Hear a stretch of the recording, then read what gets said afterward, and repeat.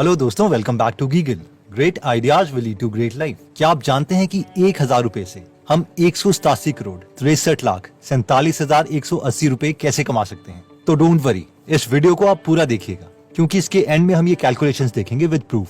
Anyways, क्या आपको पता है कि जिम साइमंस ने वॉरेन बफेट से 3 गुना ज्यादा रिटर्न लिया और वो भी 30 सालों तक, लेकिन फिर भी उनकी वेल्थ वॉरेन बफेट से कम है। पीटर थियल ने वॉरेन बफेट से ऑलमोस्ट ऑन एन एवरेज 5 गुना का रिटर्न लिया और वो भी 22 सालों तक, फिर भी उनकी वेल्थ वॉरेन बफेट से कम है। क्या आपको पता है कि ऐसा क्यों हुआ? क्योंकि वॉरेन बफेट बचपन में ही इस कंपाउंड इक्वेशन को समझ गए थे। क्योंकि उन्हें पता था कि वो कितने पैसे कमाएंगे वो 3 चीजों पर डिपेंड करता है। प्रिंसिपल यानी आपके पास कितने पैसे हैं इन्वेस्ट करने के लिए, आर यानी कितना रेट ऑफ इंटरेस्ट हम ले सकते हैं, और टी यानी टाइम। और क्योंकि कम एज में उनके पास पैसे तो थे नहीं, लेकिन उन्होंने ये नहीं बोला कि मैं तो छोटा हूँ, मेरे पास पैसे नहीं है और अभी मैं क्या कर सकता हूँ, बल्कि उन्होंने ये सोचा कि बेशक पैसे ना हो लेकिन टाइम तो बहुत है और रेट ऑफ इंटरेस्ट को मैं अपनी स्किल से बढ़ा सकता हूँ, इसलिए कंपाउंडिंग मेरे लिए काम कर सकती है। वैसे ही हमें भी सोचना चाहिए कि बेशक हमारे पास अभी कम पैसे हैं, लेकिन हमारे पास अभी टाइम है जो इस इक्वेशन में अवेलेबल है, और उतना टाइम किसी 40 साल के इंसान के पास नहीं होगा, बेशक वो साल के 1 करोड़ पे ही क्यों ना कमा रहा हो। तो इस वीडियो में हम डिटेल में ये देखेंगे कि हम किस में और कैसे इन्वेस्ट कर सकते हैं अपने पहले 1,000 रुपए को। So let's start my dear brothers and sisters. Okay, तो अब हम इमेजिन करते हैं कि आपके और आपके बेस्ट फ्रेंड के पास 1,000 रुपए हैं। आपका बेस्ट फ्रेंड उसे किसी एंजॉयमेंट के लिए खर्च करना चाहता है, नेटफ्लिक्स की सब्सक्रिप्शन, मूवीज एक्सेट्रा, क्योंकि वो बिलीव करता है यार प्रेजेंट में जियो। 1,000 रुपए से कौन सी किसी की लाइफ चेंज होने वाली है, फ्यूचर में मेरी अच्छी जॉब लगेगी और उसे पता नहीं कितने हजार रुपए कमा लूंगा। लेकिन आप थोड़े इंटेलिजेंट हैं, लॉन्ग विजनिस्ट हैं, आपको पता है कि कंपाउंडिंग क्या है। जब इंटरेस्ट के ऊपर इंटरेस्ट मिलता है तो छोटा अमाउंट भी बड़ा हो जाता है। लेकिन इन्वेस्ट कहाँ किया जाए, सवाल तो ये है। लेट्स से आप निफ्टी 50 में 20 साल से 50 साल तक पैसे इन्वेस्ट करने लग जाते हैं, तो 30 साल बाद यानी 50 की उम्र में आपके पास 60 लाख के करीब एक्स्ट्रा कैश होगा, जबकि आपने इन 30 सालों में टोटल अमाउंट सिर्फ 3,60,000 रुपए ही इन्वेस्ट किया है, और वो भी किश्तों में। इसकी कैलकुलेशन ये रही। अगर आप इसमें इंटरेस्टेड हैं तो इसके स्क्रीनशॉट ले सकते हैं या स्लो मोशन में देख सकते हैं। इसमें हमने रेट ऑफ इंटरेस्ट 15% लिया है। 15% का real example with real data हम आगे देखेंगे। एनीवेज, ये 60 लाख रुपए जो आपको मिलेंगे ये एक एक्स्ट्रा अमाउंट है। इसके अलावा अगर हमने और पैसे इन्वेस्ट करे होंगे तो ये अमाउंट बहुत बड़ा होगा। अब जरा देखते हैं कि आपके बेस्ट फ्रेंड के साथ क्या हुआ होगा। उसे होश आता है 30 साल की उम्र में और वो आपसे 3 गुना ज्यादा 3,000 रुपए हर महीने इन्वेस्ट करने लग जाता है।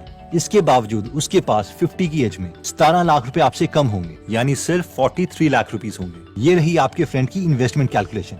इसे भी आप एक बार देख सकते हैं। अब आप में से जो लोग इम्प्रेस हो गए हैं वो सोच रहे होंगे कि वाओ, ये तो बहुत अच्छे रिटर्न है, लेकिन ये रिटर्न मिलेंगे कहाँ से? तो मैक्सिमम लोगों को पता है कि ये निफ्टी 50 नाम का इंडेक्स फंड है जो हमें ऑन एन एवरेज 15% का रिटर्न दे सकता है। इसके बारे में अगर आपको और जानना है तो इसके ऊपर हमने डिटेल में एक कोर्स बनाया है जिसका लिंक मैं डिस्क्रिप्शन में दे दूंगा।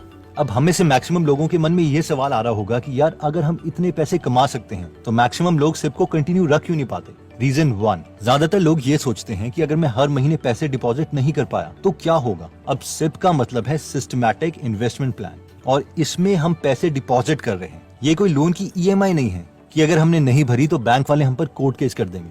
इसलिए सिप से डरने की जरूरत नहीं है। अगर हम चाहें तो कभी भी सिप को बंद करवा सकते हैं, या फिर उसमें ज्यादा पैसे डाल सकते हैं या कम पैसे डाल सकते हैं, या इवन पैसे निकाल भी सकते हैं और हम पर कोई कोर्ट केस नहीं होगा। सेकंड रीजन जिसकी वजह से लोग सिर्फ जल्दी बंद कर देते हैं वो है वोलेटिलिटी, यानी मार्केट में उतार और चढ़ाव, जिसे लोग रिस्क समझ लेते हैं। चलिए इसे एक रियल एग्जांपल से समझते हैं। ये निफ्टी 50 का एक्चुअल डेटा है। इसमें सबसे पहला कॉलम इन्वेस्टमेंट डेट है, यानी जिस दिन हम निफ्टी 50 में पैसे इन्वेस्ट करेंगे। Second column cumulative invested amount है, यानी अभी तक हमने कितने पैसे इन टोटल इन्वेस्ट कर चुके हैं। और थर्ड कॉलम है मार्केट वैल्यू, यानी हमारा इन्वेस्टेड पैसा अब कितना हो चुका है। तो पहली रो में हम 30 जून 1999 को 1,000 पे इन्वेस्ट करते हैं, तो वो 1,000 पे ही रहेंगे। एक महीने के बाद यानी 30 जुलाई 1999 को दोबारा से 1,000 पे इन्वेस्ट किए, तो टोटल पैसे जो अभी तक हमने इन्वेस्ट किए हैं वो है 2,000, क्योंकि 1,000 पिछले महीने किए थे और 1,000 इस महीने, और इसकी मार्केट वैल्यू होगी है 2,104 रुपए। इस मूवमेंट में मैक्सिमम लोग खुश हो रहे हैं कि वाओ, हमारे 2,000 रुपए 2,104 रुपए में कन्वर्ट हो गए, हमारे पैसे बढ़ रहे हैं, और 104 रुपए हमने 2 महीने में ही कमा लिए, जिसका मतलब है कि हमने अप्रोक्सीमेटली 5.2% 2 महीने में अर्न किए, यानी साल के 30% के आसपास। हम तो तहलका मचा देंगे, लेकिन रियलिटी में कोई तहलका नहीं मचा है। अभी हम आगे देखते हैं। हमारे इन्वेस्टमेंट के तीसरे महीने तक हम 3,000 रुपए इन्वेस्ट कर चुके हैं और वो बन गए हैं 3287 रुपए। चौथे महीने 4,000 रुपए बन गए हैं 4266 रुपए। यहाँ तक सब ठीक था, लेकिन फिफ्थ महीने अभी तक टोटल इन्वेस्टमेंट हमने की है 5,000 रुपए की, जो बन चुके हैं 4834 रुपए। अब आप बोलेंगे यार ये क्या, मैं तो लॉस में चला गया। अब आपको इस थियरी पर डाउट होने लगेगा। अगले कुछ महीने फिर सिचुएशन ठीक होगी, लेकिन फिर दोबारा से 14th, 15th, 16th मंथ में आपके NAV की मार्केट वैल्यू आपकी इन्वेस्टमेंट से भी कम है। आप सोचेंगे यार साल हो गया है, 14 मंथ चल रहा है, इससे अच्छा तो मैं किसी बैंक की FD में जमा करवा देता। और ये चीज चलती रहेगी, इसे ही वोलेटिलिटी कहते हैं। आप 28th मंथ में देखो, आपको 2 साल से ज्यादा समय हो चुका है इन्वेस्ट करते हुए, हर महीने 1,000 रुपए, लेकिन इन 28,000 रुपीज की वैल्यू 20,267 रुपीज है। पूरे 4 साल के बाद 48,000 रुपए की वैल्यू 42,838 है। इस वक्त मैक्सिमम लोग बोलेंगे क्या बेकार चीज है यार, पैसे बाहर निकालो, बेकार की वीडियो देखी थी। या जॉन बॉगल जिन्होंने ये थ्योरी दी है ये भी इडियट है। और जैसे ही आपने पैसे निकाले आपको लॉस हो गया, क्योंकि स्टॉक मार्केट में एक्चुअल लॉस या प्रॉफिट तो पैसे निकालने में होता है, वरना ये तो पेपर लॉस ही था। लेकिन जो सिप को एक्चुअल में कंटिन्यू रखेंगे और आगे बढ़ते रहेंगे वो ही रिटर्न पा पाएंगे।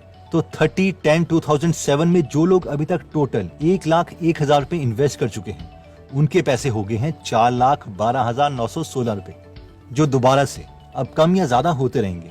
2 मई 2017 तक आप टोटल इन्वेस्ट कर चुके हैं 2,15,000 रुपए और आपका टोटल अमाउंट हो चुका है 9,29,510 रुपीज। और फाइनली अगर हम आज तक की बात करें, यानी 30 अगस्त 2021 तक, तो अभी तक हम इन्वेस्ट कर चुके हैं 2,67,000 रुपए और आपकी NAV की टोटल मार्केट वैल्यू है 18,68,206 रुपए, यानी 18 लाख रुपए। और अगर इसका हम परसेंटेज रिटर्न देखें तो आपको टोटल रिटर्न मिला है 15.3%। और ये वोलेटिलिटी रीजन है जिसकी वजह से कोई इन्वेस्ट नहीं करता। इसलिए वॉरेन बफेट कहते हैं whenever I buy stocks I assume market is closed for next 5 years। यानी जब मैं कंपनी के शेयर्स लेता हूं तो मैं ये एज्यूम करता हूं कि मार्केट अगले 5 सालों के लिए बंद है, क्योंकि उन्हें पता है कि उनके शेयर्स की वैल्यू बढ़ती रहेगी और कम होती रहेगी। और वोलेटिलिटी शेयर मार्केट का नेचर है। आई नो हम में से कई लोग बहुत बड़े ड्रीमर्स हैं और आप लोग सोच रहे होंगे कि यार 18 लाख रुपए कोई बड़ा अमाउंट नहीं है। वैसे आपने हर महीने सिर्फ 1,000 रुपए ही डाले थे, अगर आप ज्यादा इन्वेस्ट करते तो एक्सपोनेंशियली ग्रो करता। एनीवेज, देखिए वॉरेन बफेट ने अपनी पहली इन्वेस्टमेंट करी थी 11 साल में।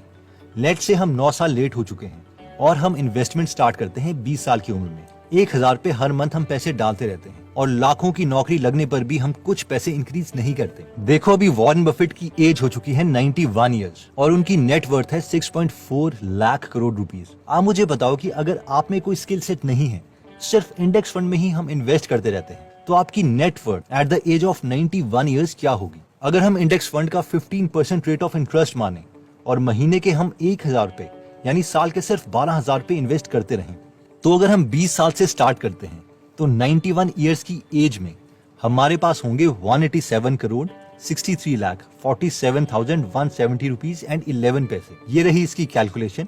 इसे भी हम चाहें तो डिटेल में देख सकते हैं।